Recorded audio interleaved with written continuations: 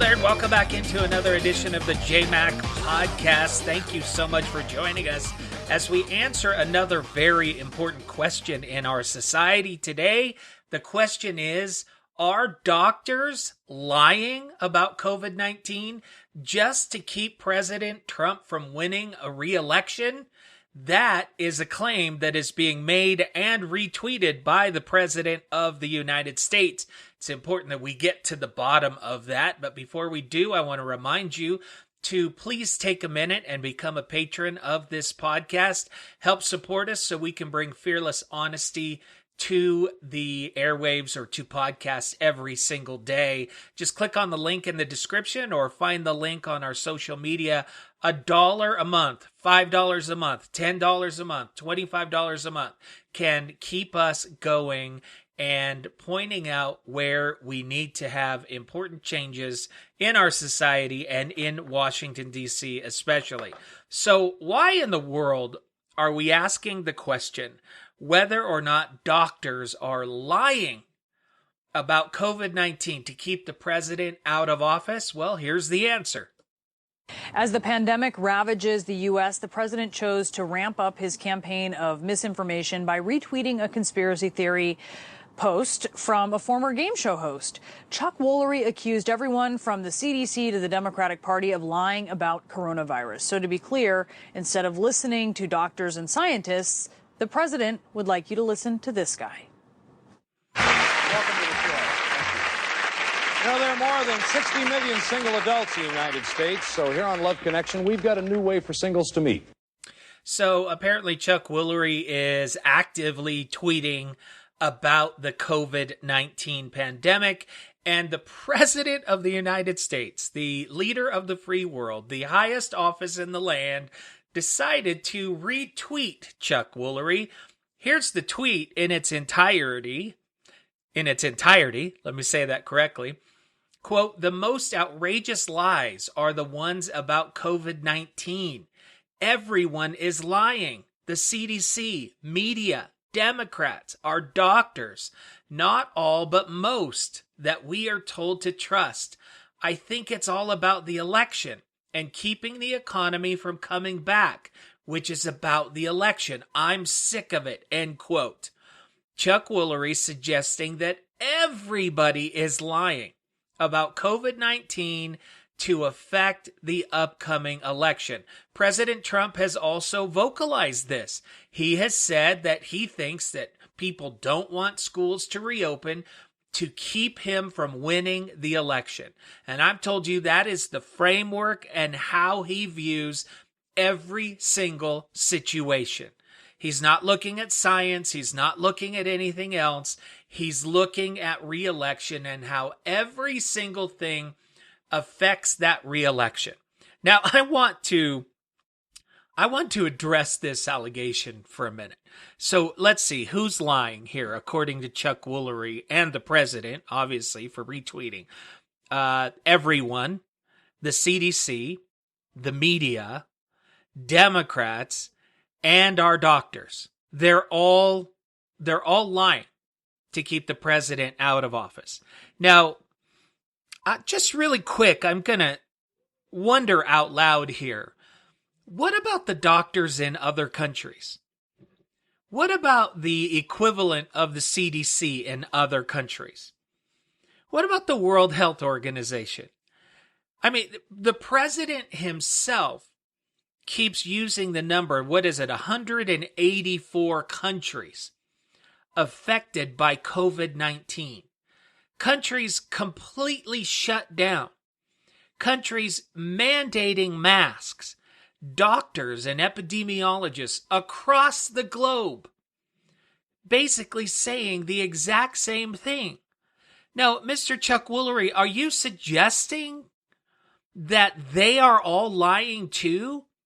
That the entire globe is in on the conspiracy to get rid of President Trump? That they're inflating their numbers? That they are all sitting there going, we have to we're going to shut down our own economies completely, which other countries are doing. And we're going to do it to keep President Trump out of office? How deeply embedded into black helicopters, Sasquatch, and conspiracy theories do you need to believe or to believe such unbelievable nonsense? Every nation on the planet is involved in fighting COVID-19, and they are all having various levels of success and failure. And it's actually a conspiracy. Let me tell you what this reminds me of. I used to play basketball twice a week. I don't anymore because I had some issues, but we would have new people come and play. But we had a core group of people that we really liked, and everybody got along, and there was never a fight, never an issue. And then one day, this new guy shows up. And he's playing, and we had no problem. We invite new people to play all the time. And within the first 10 minutes, he's in a fight with another player. And we break it up. And then about 20 minutes later, he's in another fight, and this time it's with a different player. And then about 15 minutes later, he's in a fight with another player. And finally, after fight after fight after fight, I pulled this guy aside because I'm the one who's responsible for keeping the peace during the basketball games. I don't know how I acquired that title, but I did.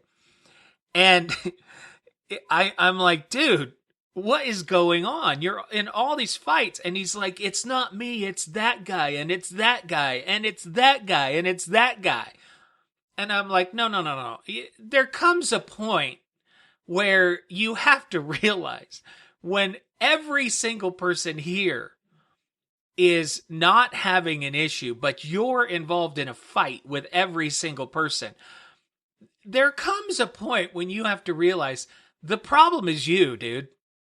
You're the issue, not them. And it just reminds me that when the entire planet is saying one thing and fighting this issue and losing lives. I mean, to sit there and say that it's some grand conspiracy against you, that they're all wrong and you're right, is amazing.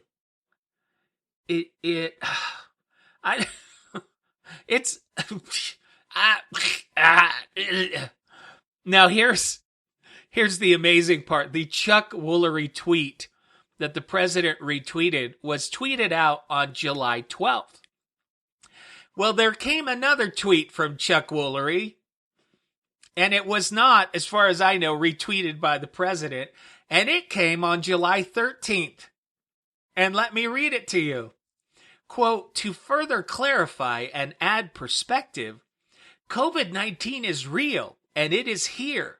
My son tested positive for the virus, and I feel for those suffering, and especially for those who have lost loved ones, end quote. Unbelievable. When you choose to discount what is being taught and believed and fought for on the entire globe,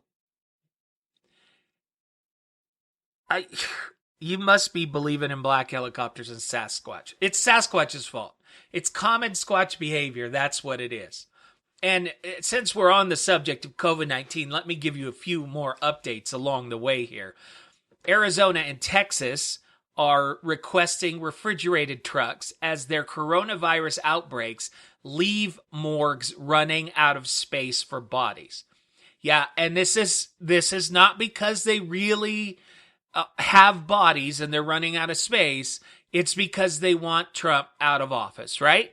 Hospital and county officials in Texas and Arizona requested the refrigerated trucks as states grapple with a new wave of coronavirus cases. The trucks would serve as makeshift morgues to hold dead bodies. As of Sunday, hospitals in Arizona were at about 90% capacity. Texas is dealing with more than 124,000 active cases. But really, it's all a lie just to keep Trump out of office. Now, the CDC director also is predicting that this fall and winter will be one of the most difficult times we've experienced in American public health. He said yesterday that he was worried about coronavirus infections coinciding with flu cases this fall. He says, quote, "I do think the fall and the winter of 2020 and 2021 are going to probably be one of the most difficult times that we've experienced in American public health," end quote. Research suggests that colder temperatures could minimally boost coronavirus transmissions, but the greater threat is hospital overcrowding during flu season, as I've told you. And then just kind of on a more interesting note, we've talked in this podcast about how we know very little about COVID-19 still and how it's affecting people differently. I don't know if you caught this, but Tom Hanks, him and his wife, they were some of the early victims of COVID-19. And he talked to Stephen Colbert and he talked about the differences in their symptoms. We had very different symptoms. You and Rita are different. Very different. Actually, I don't. Other than a headache, she had a higher fever than I did. She said she had horrible nausea. Horrible nausea. Did you lose the taste and the smell? She did. I did not, and that was before that was known to be a thing. We were we were eating takeout food that I thought was delicious.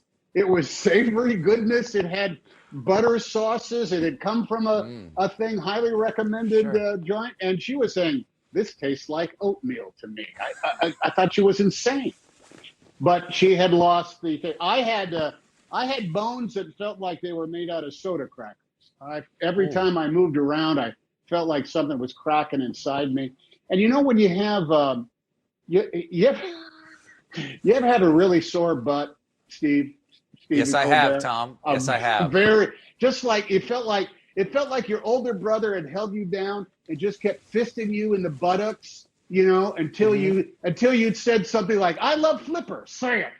I love Flipper. Say it. I love Flipper. Mm-hmm. Well, I finally said I love Flipper, but it felt like my butt was just so sore. So there you go. Tom Hanks talking about the difference between the symptoms he felt and the symptoms that his wife felt. And again, I share that with you only to again point out that we know so little about this illness. And that is why we must be very, very careful in how we approach it.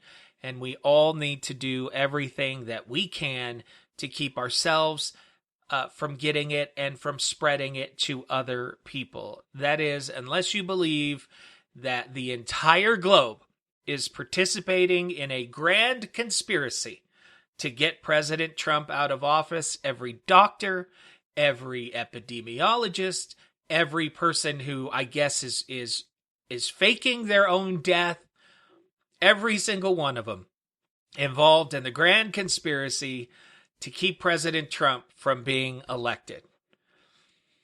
Good one.